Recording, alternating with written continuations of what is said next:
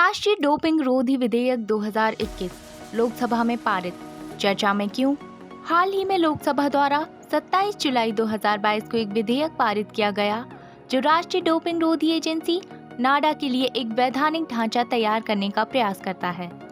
Doping रोधी विधेयक 2021 केंद्र द्वारा नियुक्त महानिदेशक की अध्यक्षता में एक सांविधिक निकाय के रूप में राष्ट्रीय डोपिंग रोधी एजेंसी का गठन करना चाहता है।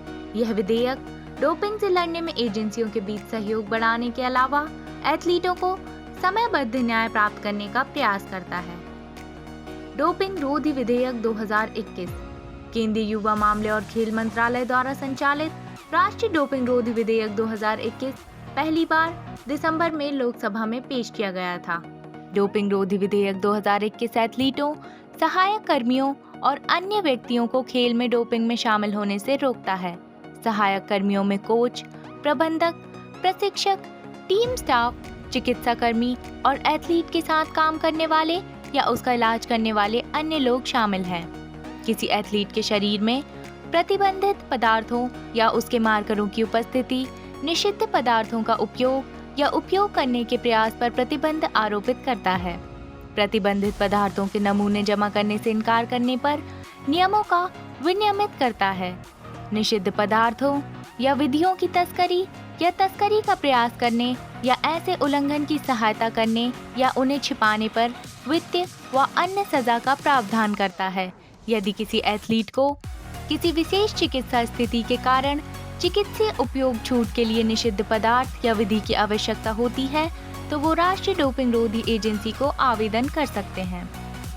डोपिंग रोधी नियम के उल्लंघन का परिणाम।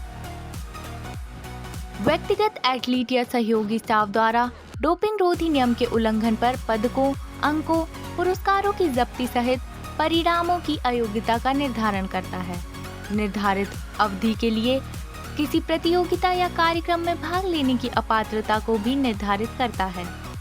सांविधिक निकाय के रूप में नाडा की शक्तियां। एजेंसी के कार्य में डोपिंग रोधी गतिविधियों की योजना बनाना, कार्यान्वयन और निगरानी करना, डोपिंग रोधी नियमों के उल्लंघन की जांच करना और डोपिंग रोधी अनुसंधान को बढ़ावा देना शामिल होगा। एजेंसी के पास सेक्स या लिंग, चिकित्सा इतिहास और उसके ठिकाने सहित एथलीटों का व्यक्तिगत डेटा एकत्रित करने की शक्ति होती है। विधेयक से संबंधित महत्वपूर्ण मुद्दे। नाडा के महानिदेशक की योग्यताएं विधेयक में निर्दिष्ट नहीं हैं।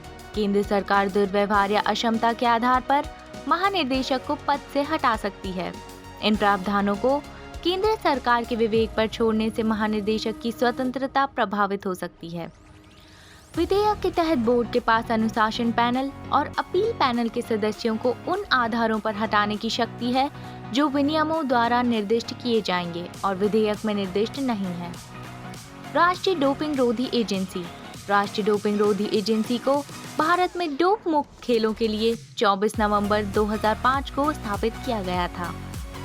इसका प्राथमिक उद्देश्य डोपिंग रोधी नियमों को लागू करना, शिक्षा और अनुसंधान को बढ़ावा देना तथा डोपिंग एवं इसके दुष्प्रभावों के बारे में जागरूक करना है।